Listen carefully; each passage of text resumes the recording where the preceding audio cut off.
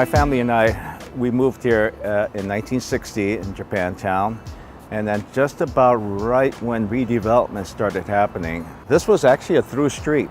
The Hori Employment Agency was right there where the pagoda was on Buchanan. But then when redevelopment happened, everybody got evicted, and this place was like, for at least 5-6 years, was just an open lot.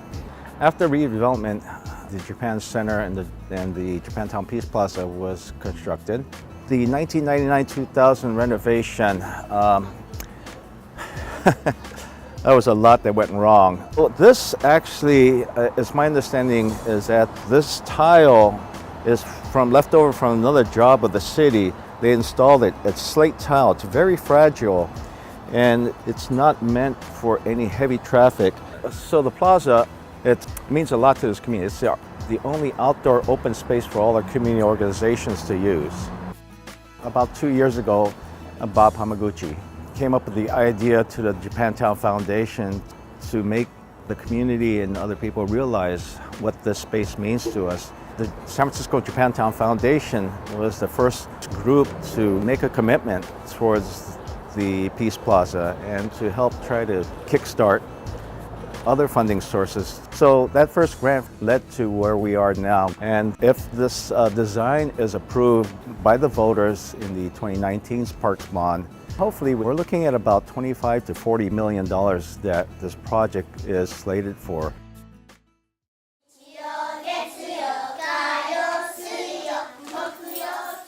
At Rosa Parks, in the Japanese Bilingual Bicultural program, we have Japanese language instruction every day with our Nihongo sensei and the classroom teacher working together.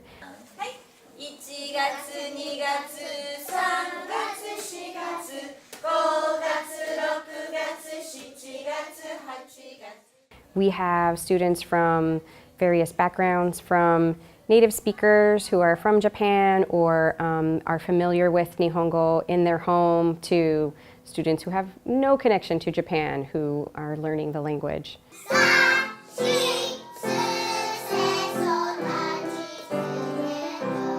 And we do lots of different activities and have cultural celebrations each month based on the seasons, based on Japanese traditions.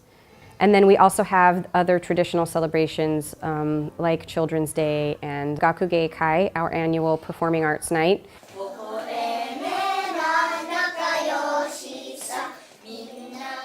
In general, as a public school educator, there are always other materials that we need.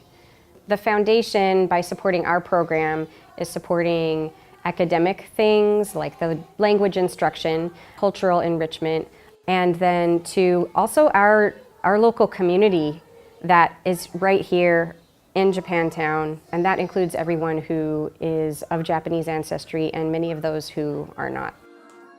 That's important for me.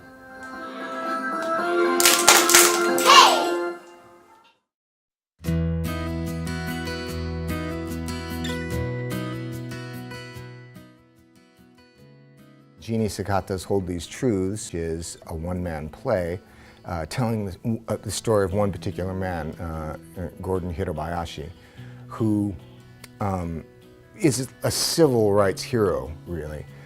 As a 23-year-old young man during World War II, when the curfew and the exclusion orders are issued that abrogated the civil liberties, basically, of Japanese Americans, he resisted both the curfew and the exclusion orders, and then took his case all the way to the Supreme Court, and in '43 loses. So he loses his Supreme Court case, and along with Fred Korematsu and Min Yasui, who also resisted the curfew and the exclusion orders, both lost all of their cases in the Supreme Court. Then those stories kind of disappear for 40 years. Nobody really tells them. And then in the 80s, their court cases were reopened because malfeasance on the part of the government and the War Department was discovered.